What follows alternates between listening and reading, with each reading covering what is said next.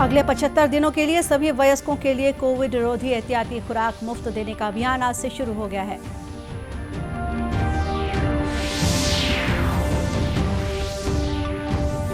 NDA की राष्ट्रपति पद की उम्मीदवार द्रौपदी मुर्मू ने छत्तीसगढ़ के विधायकों से मांगा समर्थन।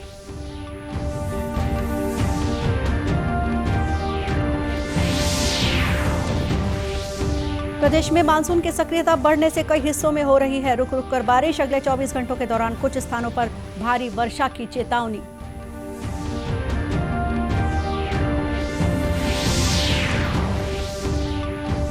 और कांकेर कलेक्टर डॉक्टर प्रियंका शुक्ला ने माओवाद प्रभावित क्षेत्र का किया दौरा।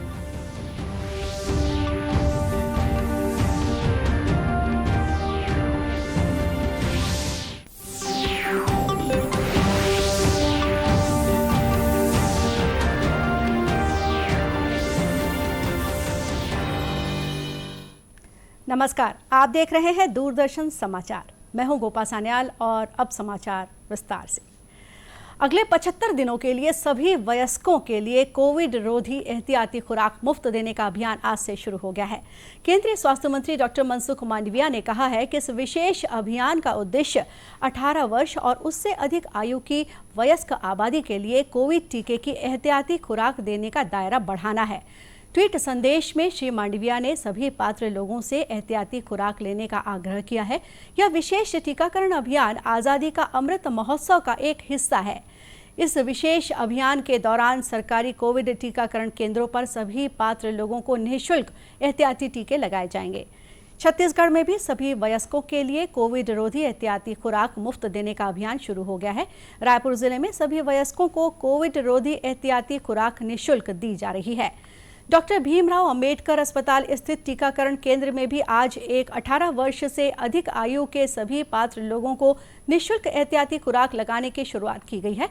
टीकाकरण को लेकर लोगों में खासा उत्साह देखा जा रहा है।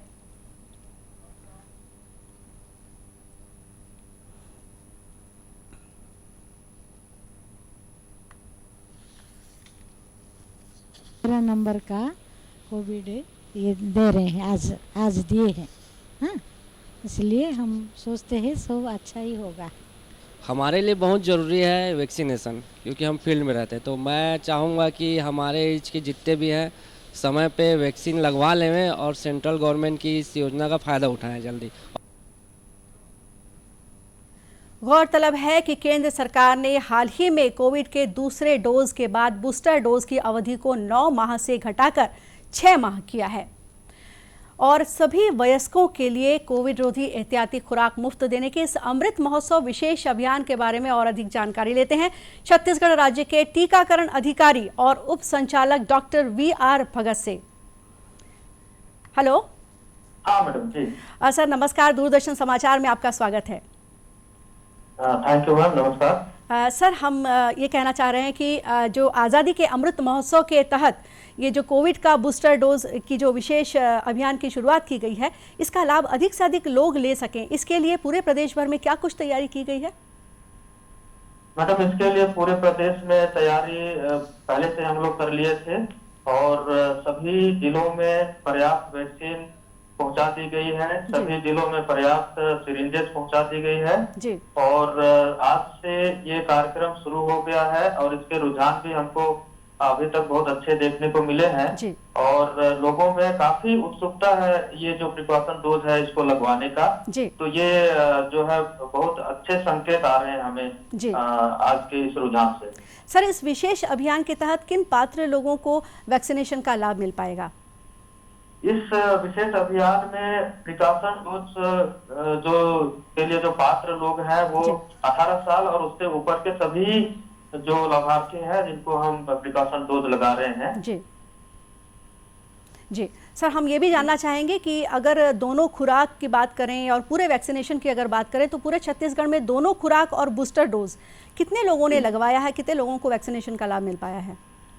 ये दोनों खुराक की बात करें तो हमने दोनों और तीनों खुराक मिला के अभी तक प्रदेश में 4 करोड़ करीब 20 लाख से ऊपर लाभार्थियों को हमने ये खुराक दे चुके हैं अभी तक। जी जी।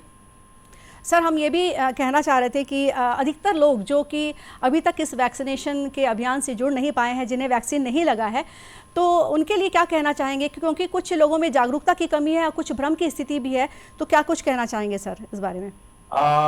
ये सही बात है कि शायद कुछ लोगों में भ्रम की स्थिति है या कुछ किसी वजह से जागरूकता की कमी हो सकती है, लेकिन हम लोग पूरे छत्तीसगढ़ में प्रचार प्रसार कर रहे हैं व्यापक रूप से और लोगों को जागरूक करने का कोशिश कर रहे हैं। और जो भी भ्रम की स्थिति बनी हुई है वो भी भ्रम मेरे ख्याल से उतना अभी नहीं रह गया जिस तरह से अभी रुझान हमको देखने को मिल रहा है।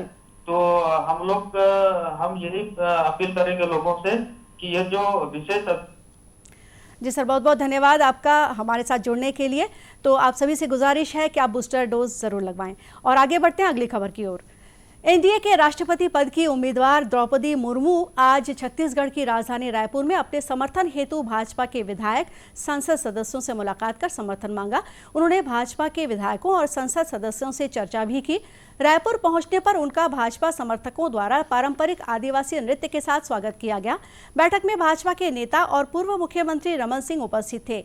बहुजन समाज पार्टी के 2 विधायकों ने भी राष्ट्रपति पद के उम्मीदवार द्रौपदी मुर्मू से मुलाकात कर अपनी पार्टी का समर्थन जताया। छत्तीसगढ़ विधानसभा में बसपा के 2 विधायक हैं। रायपुर में स्थित रानी दुर्गावती की प्रतिमा पर उन्होंने माल्यार्पण किया। रायपुर पहुंचने पर श्रीमती मुर्मू का स्वामी विवेकानंद विमानतल पर भव्य स्वागत किया गया। भाजपा के राष्ट्रीय उपाध्यक्ष और पूर्व मुख्यमंत्री डॉक्टर रमन सिंह, प्रदेश अध्यक्ष विष्णुदेव साय और नेता प्रतिपक्ष धर्मलाल कौशिक सहित पार्टी के अन्य पदाधिकारियों ने उनकी अगवानी की। श्रीमती मुर्मू के स्वागत के लिए बड़ी संख्या में भाजपा के कार्यकर्ता भी विमानतल पहुंचे थे। खबरों का सिलसिला आगे भी जारी रखेंगे। अब लेते हैं एक छोटा सा विराम।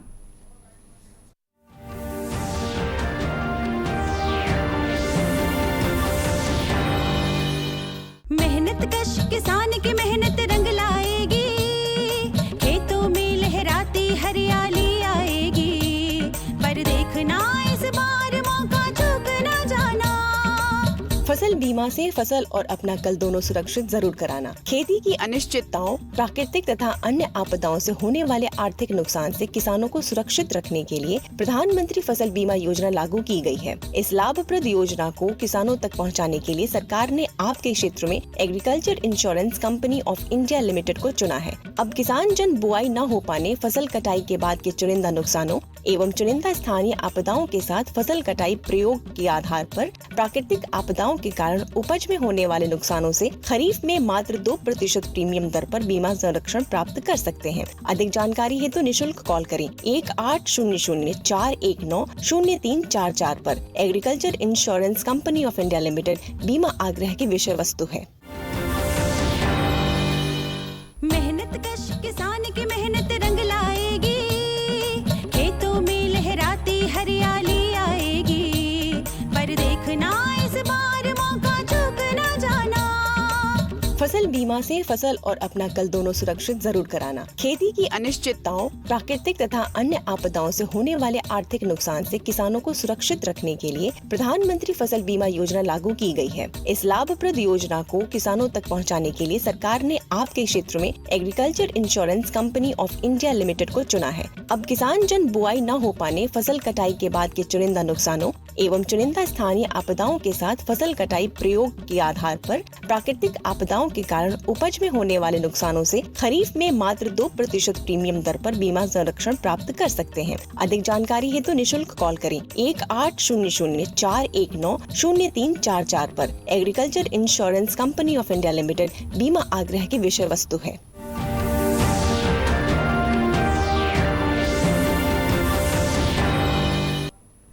ब्रेक के बाद एक बार फिर स्वागत है आपका दूरदर्शन समाचार में। प्रदेश में इन दिनों मानसून की गतिविधियां तेज होने से विभिन्न हिस्सों में लगातार रुक रुक कर बारिश हो रही है। इससे प्रदेश के कई जिलों में नदी नाले उफान पर आ गए हैं। वहीं बीजापुर जिले में इंद्रावती और गोदावरी का जलस्तर बढ़ने के कारण बाढ़ की स्थिति निर्मित हो गई है। कुछ गांव सड़क मार्ग से कट गए हैं।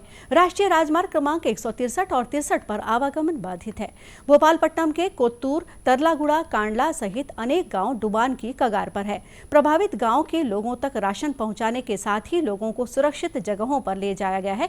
इसी तरह अन्य जिलों में भी बारिश के कारण आम लोगों का जनजीवन प्रभावित हुआ है। इस बीच मौसम विभाग ने प्रदेश के रायगढ़, कोरबा, कबीरधाम, बस्तर, दंतेवाड़ा, नारायणपुर, सुकमा और बीजापुर जिले में 1-2 स्थानों पर गरज चमक के साथ भारी से अति भारी वर्षा होने और आकाशीय बिजली गिरने की चेतावनी दी है। इसके अलावा प्रदेश के बेमेतरा, राजनांदगांव, दुर्ग, गरियाबंद, बलौदा बाजार, जांजगीर, मुंगेली, बिलासपुर और जशपुर जिले में अनेक स्थानों पर भारी वर्षा हो सकती है। राज्य स्तरीय नियंत्रण कक्ष द्वारा संकलित जानकारी के मुताबिक राज्य में अब तक 386.7 मिलीमीटर औसत वर्षा दर्ज की जा चुकी है। बीजापुर जिले में सर्वाधिक 995.6 मिलीमीटर और बलरामपुर जिले में सबसे कम 126.2 मिलीमीटर औसत वर्षा दर्ज की गई है। और अब कुछ खबरें जिलों से।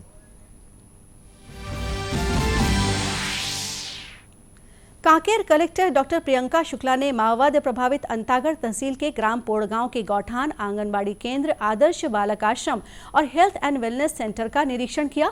साथ ही एकलव्य आदर्श आवासीय विद्यालय लामकन्हार, स्टॉप डैम, नयापारा, हिमोड़ा, स्वामी आत्मानंद अंग्रेजी और हिंदी माध्यम विद्यालय, तहसील, जनपद, अनुविभागीय अधिकारी कार्यालय और सामुदायिक स्वास्थ्य केंद्र का भी अवलोकन किया और विभागीय अधिकारियों को आवश्यक दिशा निर्देश दिए।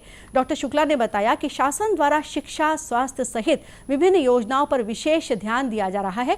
आम लोगों का जीवन आसान हो सके, इसके लिए भी कई कदम उठाए गए हैं।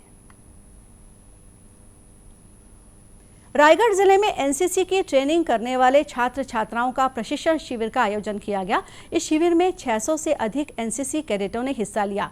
इस दौरान जूनियर और सीनियर ग्रुप के कैडेटों को वार्षिक प्रशिक्षण दिया गया और उन्हें एनसीसी का महत्व समझाते हुए कई महत्वपूर्ण जानकारियां भी दी गई।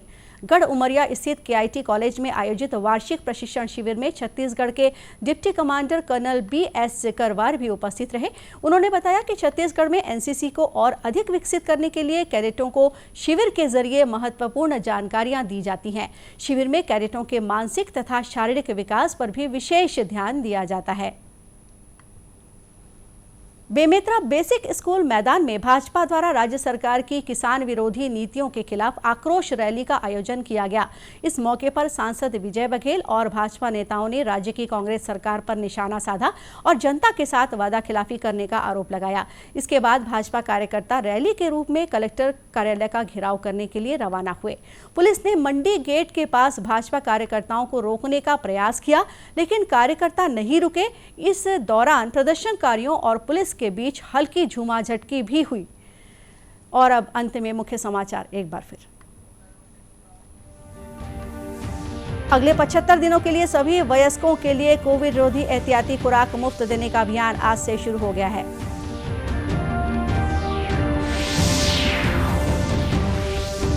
एनडीए की राष्ट्रपति पद की उम्मीदवार द्रौपदी मुर्मू ने छत्तीसगढ़ के विधायकों से मांगा समर्थन।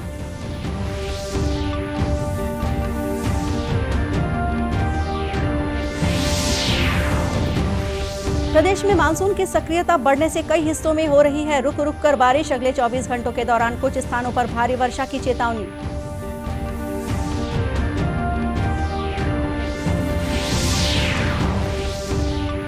और कांकेर कलेक्टर डॉक्टर प्रियंका शुक्ला ने माओवाद प्रभावित क्षेत्र का किया दौरा।